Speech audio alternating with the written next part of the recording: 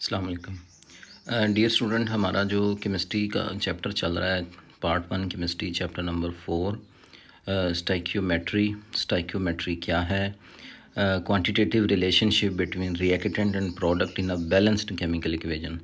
यानी कि chemical equation अगर बैलेंस्ड है तो उसमें जो रिएक्टेंट और प्रोडक्ट की अमाउंट्स के बीच में एक रिलेशनशिप है, उस रिलेशनशिप को डिराइव करना, कैलकुलेट करना। अगर एक के रिएक्टेंट या प्रोडक्ट दोनों में से किसी एक के मोल्स आपको नोन हो और दूसरे अननोन फाइंड कर लें, तो ये सारी की सारी जो कैलकुलेशंस हैं इसको हम इसी ब्रांच ऑफ केमिस्ट्री के अंडर पढ़ते हैं।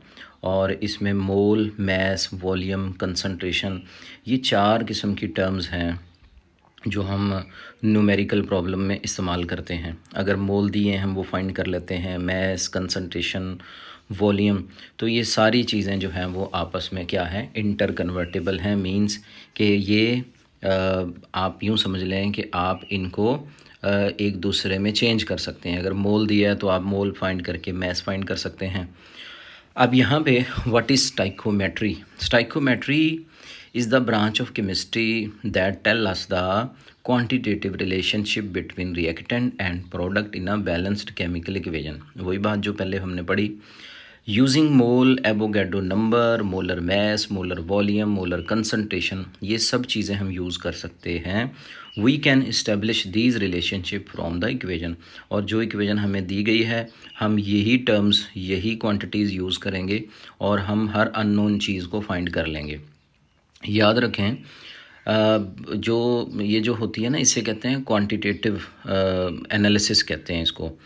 केमिस्ट्री में ना एनालिसिस 2 तरह के होते हैं, क्वांटिटेटिव एनालिसिस और क्वालिटेटिव एनालिसिस। क्वालिटेटिव एनालिसिस में हम आइडेंटिफाई करते हैं जस्ट, लेकिन क्वांटिटेटिव एनालिसिस में हम अमाउंट फाइंड करते हैं।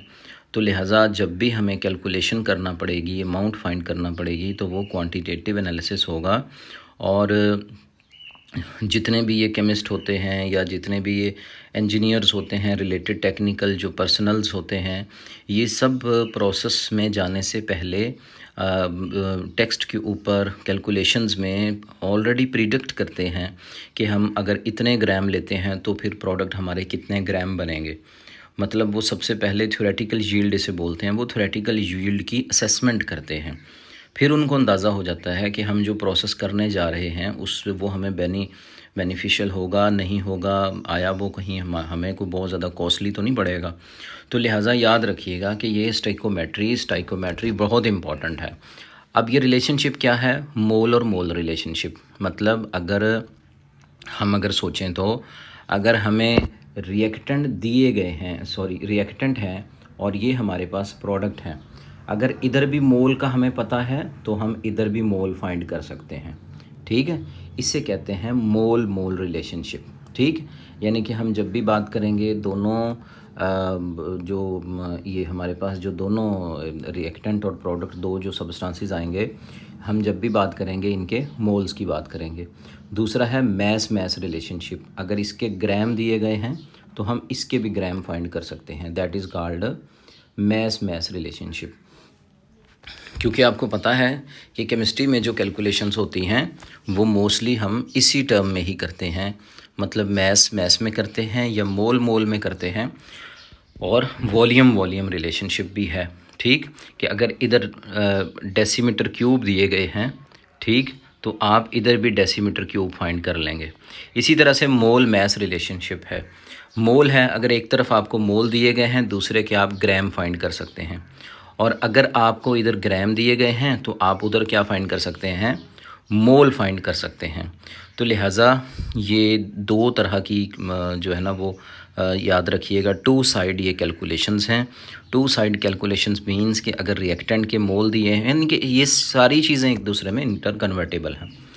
अब यहाँ पे इसके जो हैं वो 4 वेज़ हैं। अब भी एक एग्ज़ाम्पल या नोट करें, नाइट्रोजन है और हाइड्रोजन है, इनसे क्या बन रहा है? Ammonia, 2NH3।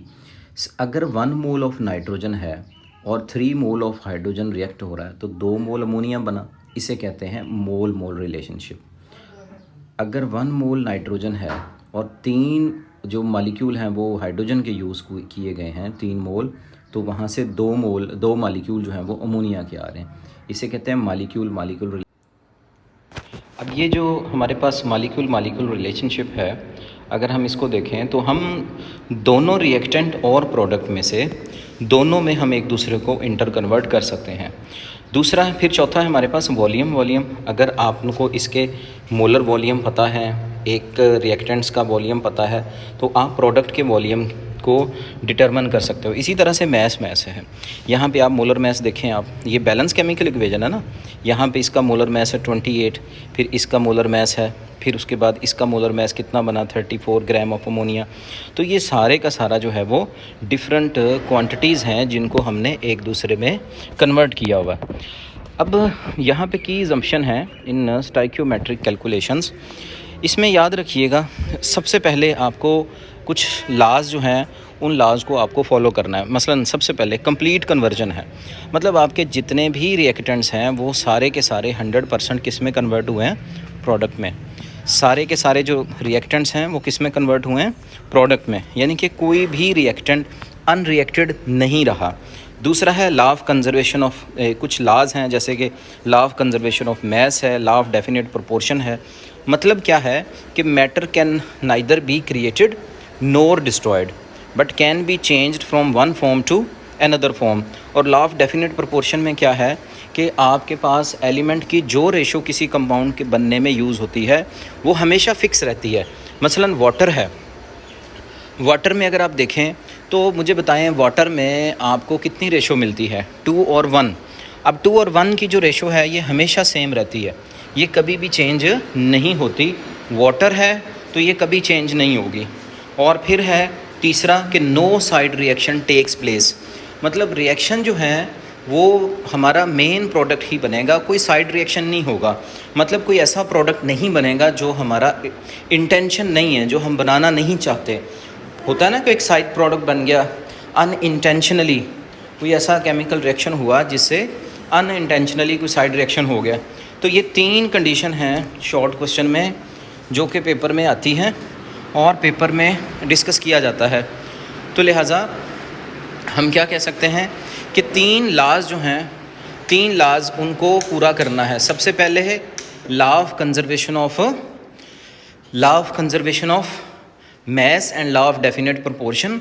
फिर कंप्लीट कन्वर्जन कि all the reactants are completely converted into product. और तीसरा है कि no side reaction takes place. अब उसके बाद ये स्टिकोमेट्रिक जो कैलकुलेशंस हैं इनमें सबसे पहले आपने क्या करना है, याद रखिएगा, start with the mass of known. जो भी चीज़ आपको मालूम है, चाहे वो मोल्स हैं, चाहे वो आपके पास ग्राम्स हैं, चाहे आपके पास वॉल्यूम है, तो आपके पास जो भी नोन क्वांटिटी है आप उससे शुरू करेंगे। उसके बाद आप फाइंड करेंगे नंबर ऑफ मोल्स। याद रखिएगा, चूँकि बैलेंस्ड केमिकल इक्वेशन है और बैलेंस केमिकल इक्वेशन में हम मोल्स को यूज़ करेंगे। मोल को यूज़ करके हम अननोन क्वांटिटी के हम मोल फाइंड करेंगे। उसके बाद जब आपके पास मोल्स आ गए तो फिर आप क्या करोगे, ये आप कंपैरिजन से अननोन के मोल फाइंड करोगे और उसके बाद आपने मोल से कोई मैस या रेशो जो भी फाइंड करना है हम वो करेंगे। और लास्ट में हम मोल को दोबारा से वॉल्यूम में, कंसंट्रेशन में या मैस में कन्वर्ट कर देंगे। मैं इसको रिपीट कर देता हूँ। सबसे पहले आपने नॉन क्वांटिटीज़ को यूज़ करना है। नॉन क्वांटिटी से मुराद क्या है कि अगर आपके पास मैस है तो आपने मैस को, वॉल्यूम को या गिवन जो भी क्वांटिटी है आपने उसको यूज़ करके क्या फाइंड करना है, आपने फाइंड करना है मोल्स को। जब आपने मोल्स को फाइंड कर लिया तो उसके बाद फिर आप मोल को फाइंड करके आप कंपैरिजन करोगे और अननोन मोल्स फाइंड करोगे। फिर आप मोल्स को, जब अननोन मोल फाइंड करोगे, कंपैरिजन करेंगे, फिर मोल्स को हम जो भी मैस होगी या वॉल्यूम होगा हम उसमें कन्वर्ट कर देंगे। जब न्यूमेरिकल हमारे पास आएगा तो इसमें और ज़्यादा कॉन्सेप्ट क्लियर हो जाएगा। अब यहाँ पे सैम्पल प्रॉब्लम है हमारे पास।